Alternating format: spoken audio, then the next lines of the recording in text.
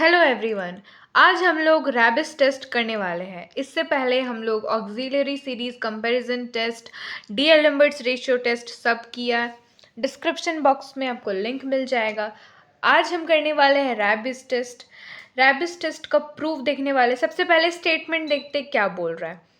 Statement is saying that if series un is an infinite series of positive numbers, then it is convergent if limit n tends to infinity. अगर limit n tends to infinity पे this expression, and divergent if limit n tends to infinity पे this expression. So ये expression कैसे आया? डी-एलेम्बर्ट्स ratio test आपको याद है। डी-एलेम्बर्ट्स ratio test में हम लोग क्या बोल रहे थे? इट वाज वेरी सिंपल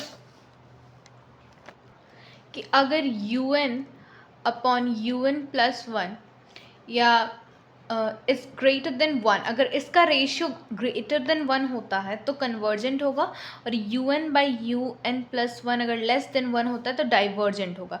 ये हम लोग डी-एलेम्बर्ट्स रेशियो टेस्ट में पढ़े, ठीक है। रैबिस टेस्ट में क्या किया है? कुछ भी नहीं, खाली un by un plus one minus one किया है और पूरा को n से मल्टीप्लाई किया, और कुछ नहीं है। देखिए यहाँ पर बस इस रेशियो में माइनस वन किया है, ठीक है, इस रेशियो में, और बाहर n से मल्टीप्लाई किया है। बाकी सब कॉन्सेप्ट एक ही है। अगर ये पूरा ग्रेटर देन वन आएगा तो कन्वर्जेंट होगा, और अगर ये लेस देन वन आया तो डाइवर्जेंट होगा। वेरी सिंपल है। अब क्वेश्चन आपको पूछा जा सकता है कि इसको प्रूफ कीजिए रैबिस टेस्ट को। तो रैबिस टेस्ट को अगर आप प्रूफ करोगे तो किस तरह से करोगे? तो यहाँ पर मैंने जो प्रूफ किया है केस वन केस टू करके, अब केस वन में मैंने p को एक बार ग्रेटर देन इक्वल टू लिया। अब यहाँ p कहाँ से आएगा? तो प्रूफ में देखिए, we compare the given series un with auxiliary series vn which is convergent if, और मतलब हमारा जो un सीरीज हम कंसिडर करेंगे उसको हम ऑक्सिलियरी सीरीज के साथ कंपेयर करेंगे। और आपको पता है कि ऑक्सिलियरी सीरीज कैसे होता है कंपेयर, उसमें p को देखा जाता है। अगर p के दो कंडीशंस होते हैं ऑक्सिलियरी सीरीज में, एक ग्रेटर देन वन, एक less than equal to one. तो आप देख रहे हो ऑक्सिलियरी सीरीज हर एक टेस्ट में कहीं ना कहीं से आ ही रहा है। तो ऑक्सिलियरी सीरीज मतलब p harmonic test, p test, आप कुछ भी कहिए, एक ही बात है। तो आइए हम केस वन देखते हैं। सबसे पहले p is greater than one, that is vn, the series vn is convergent, then p greater than one होने से हमारा जो vn होता है वो कन्वर्जेंट होता है p टेस्ट से। Then we have series un will also be convergent if. अब ये क्या चीज़ है? तो आप देखिए ये क्या है, un by un plus one, ये vn by vn plus one, और इसके बीच में इनइक्वालिटी का साइन दिया हुआ है। ये कहाँ से आया? तो ये एक छोटा सा मैं आपको कॉन्सेप्ट दूंगी, इसको बहुत हाइप नहीं बनाना है। ये कंपैरिजन ऑफ रेशियोज, बुक में एक टॉपिक है कंपैरिजन ऑफ रेशियोज, ठीक है। ये बुक अगर आप जानना चाहोगे तो ये रियल एनालिसिस कृष्णा पब्लिकेशन का है, ठीक है।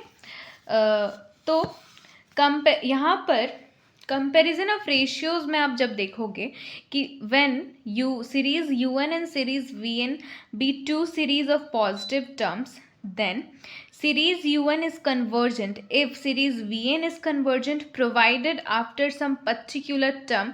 यहाँ पर जब सीरीज u कन्वर्जेंट होता है मेरा तब ये रहता है, और जब सीरीज डाइवर्जेंट होता है तब हमें ये एक्सप्रेशन देखने को मिलती है, ये इनइक्वालिटी देखने को मिलती है, ठीक है। तो अब आप कहोगे कि इसमें हम लोग सबसे पहले केस वन में हम लोग क्या ले रहे, कन्वर्जेंसी वाला केस ले रहे हैं। अब आप कहोगे तो आप ही अपने बुक में दिखाया कि ये इनइक्वालिटी का साइन इस तरफ था, अभी इस तरफ क्यों है? तो ध्यान देने वाली चीज़ें हैं। यहाँ पर un by un plus one है, यहाँ में un plus one by un है, ठीक है। तो ये छोटे छोटे चीज़ों को आपको ध्यान में रखना होगा, ठीक है। ये जो वो प्रीसीडिंग टर्म है और इसमें सक्सीडिंग वाला टर्म पहले लिखा हुआ है, ठीक है। तो ये हम लोग कंसेप्ट यहाँ से जान गए कि कन्वर्जेंट में हम लोग कौन सा इनइक्वालिटी वाला दिखाते हैं और डाइवर्जेंट में कौन सा दिखाते हैं, ठीक है। तो इसी के थ्रू हम लोग पहले केस 1 जो हमारा आता है, जिसमें हम देख रहे हैं कि जो un/un+1 is greater then vn/vn+1, और हम जान रहे हैं कि ये जो vn हमारा है वो कुछ नहीं बस 1/n⁻p है। तो vn+1 क्या हो जाएगा, 1/n+1⁻p। ये कहाँ से आया, ऑक्सिलियरी सीरीज से आया। इतना सबको क्लियर है। और इस पूरा को हम इस तरह से लिखे और इसको और सिंप्लीफाई करोगे तो 1+1/n⁻p आएगा, ठीक है। अब हमें क्या करना है, अब इस चीज़ को एक्सपैंड करना है, ठीक है। एक्सपैंड कैसे करेंगे, तो बाइनोमियल थ्योरम लगाएंगे, ठीक है। जिस किसी को भी बाइनोमियल थ्योरम नहीं आता है कोई बात नहीं, मैं यहाँ एक्सपैंड करके आपको दिखा रही हूँ। अब हमें क्या करना है, यहाँ पर 1+1/n⁻p बाइनोमियली एक्सपैंड करना है। तो मैं पहले फॉर्मूला लिख दे रही हूँ, ठीक है। क्या होता है, पहले PC0, ठीक है। उसके बाद फर्स्ट टर्म का पावर p होगा, फिर सेकेंड टर्म का पावर जो नीचे वाला होता है वो 0 होगा, ठीक है। फिर प्लस PC1 करना है। यहाँ पर फर्स्ट टर्म का पावर अब क्या करना है, 1 का पावर p-1, ठीक है, p-1, और सेकेंड टर्म जो है हमारा उसका पावर 1 करना है। फिर PC2, 1 का पावर क्या हो जाएगा, p-2, और सेकेंड टर्म जो है हमारा 1/n का पावर 2 हो जाएगा, ठीक है। वैसे ही चलता जाएगा। अब PC0 मतलब NC0 समझ लो कितना होता है, 1 होता है, और ये 1 का पावर p मतलब 1, और किसी भी चीज़ का पावर में 0 होता है तो 1 होता है। तो फर्स्ट टर्म हमारा 1 आ रहा है, कोई दिक्कत नहीं होना चाहिए। सेकेंड टर्म देखते हैं PC1। PC1 को हम कैसे तोड़ते हैं, सबसे पहले फैक्टोरियल p/फैक्टोरियल p-1 और फैक्टोरियल 1। फिर हमारे पास है यहाँ पर 1 का पावर कुछ भी रहे वो तो 1 ही होगा, और यहाँ पर 1/n है, ठीक है। अब ये चीज़ को अगर मैं देखूँ तो इसको मैं इस तरह से लिख सकती हूँ, लाइक यहाँ पर फैक्टोरियल p है and this is factorial p-1।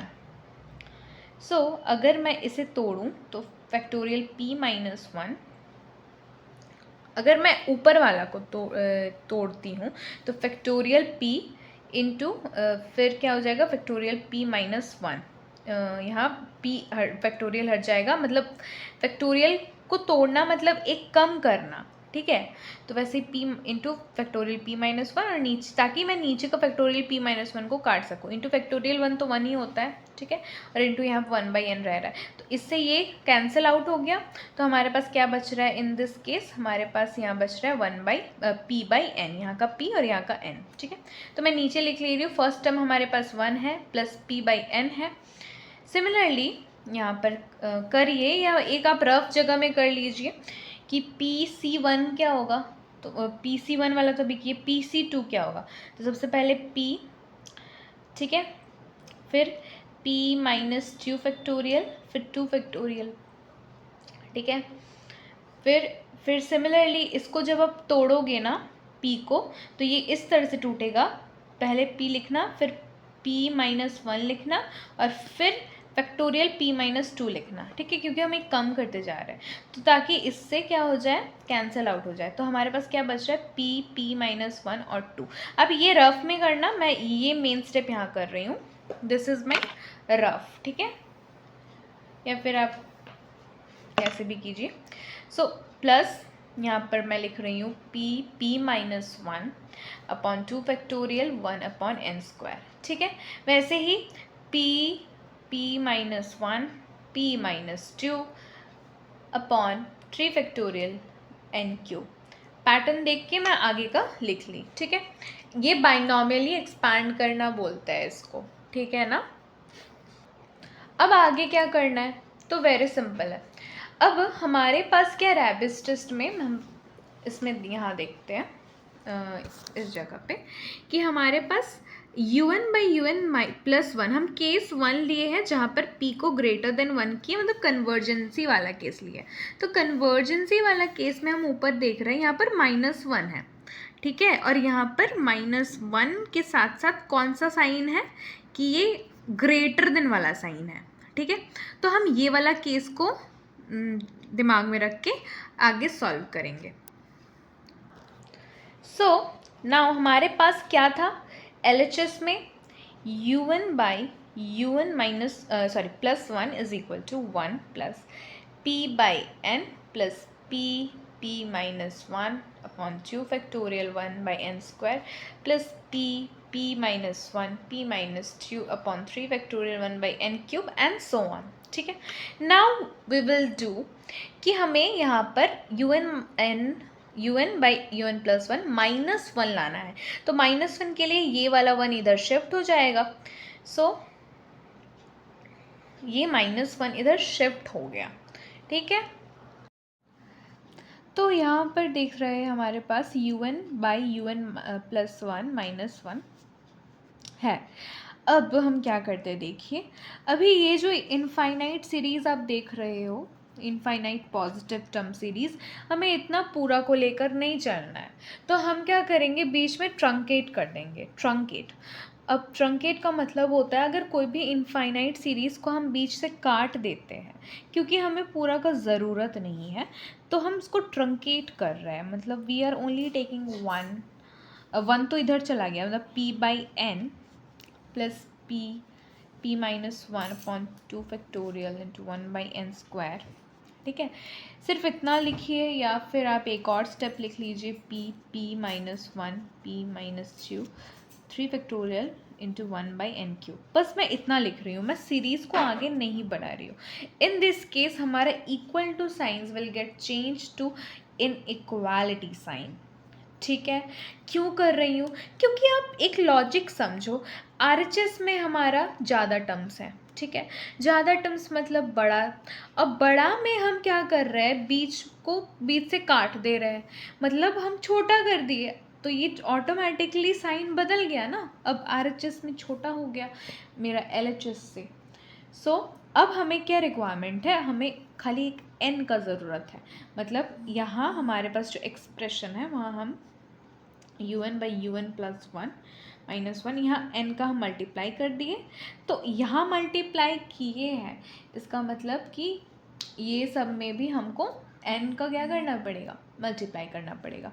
तो यहाँ पर p into n upon n plus p minus 1 n 2 factorial n square plus p minus 1 p minus 2 upon 3 factorial n upon n cube. तो n से n गया, ये से ये n गया, ये से ये स्क्वायर बचा, तो टोटल अभी मेरे पास फाइनली क्या बच रहा है, यहाँ देख रहे हैं, यहाँ सिर्फ p बचा है। यहाँ पर हम देख सकते हैं p माइनस 1 अपॉन 2 फैक्टोरियल, साथ में एक n है, और यहाँ 2n स्क्वायर है नीचे। अभी हम यहाँ पर लिमिट को इंट्रोड्यूस कर रहे हैं। ठीक है, limit n tends to infinity n un by un plus 1 minus 1 is greater than, infinity लगाऊंगी तो p, यहाँ पर इन्फिनिटी लगाऊंगी तो ये पूरा ज़ीरो, और यहाँ पर भी ये पूरा ज़ीरो होने वाला है। ठीक है, अभी हमारा इनइक्वालिटी का साइन यहाँ पे चेंज होके p हो जाएगा इक्वल टू, मतलब कि दिस पूरा इज इक्वल टू p। ठीक है, बट हमने क्या लिया, but we have assumed that p is greater than 1, so series un will be convergent. ठीक है, इसको ऐसे ही करना था, will be convergent if limit n tends to infinity and un by un plus 1 minus 1 is greater than 1। ठीक है, तो ये केस 1 था।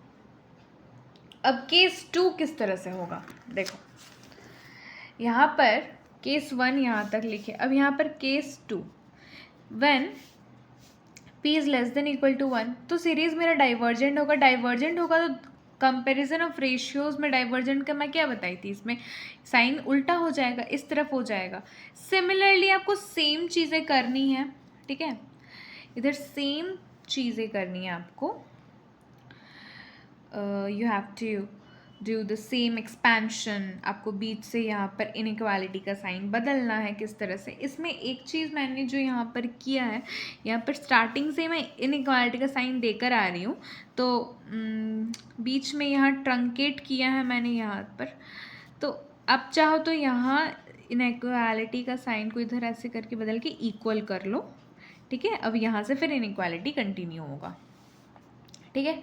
कुछ भी नहीं है, बहुत इजी है। फिर आपको इसमें भी मिलता है इज इक्वल टू पी, और फिर इन दिस केस हमने क्या लिखना है कि पी जो होता है वो यहाँ पर लेस देन इक्वल टू 1 है तो डाइवर्जेंट है। इफ़ दिस एक्सप्रेशन अगेन लिखेंगे इज लेस देन 1, ठीक है। तो प्रूविंग यही है रैबिस टेस्ट का, आप लोग देख लीजिए प्रूविंग, ठीक है। प्रूविंग यही था। So always remember that Rabies test is to be applied when D-Alembert's ratio test fails. तो अभी इसके नेक्स्ट वीडियो में हम लोग बहुत सारे क्वेश्चंस करेंगे इम्पॉर्टेंट, तो देखते रहिए और पढ़ते रहिए। Thank you and bye bye.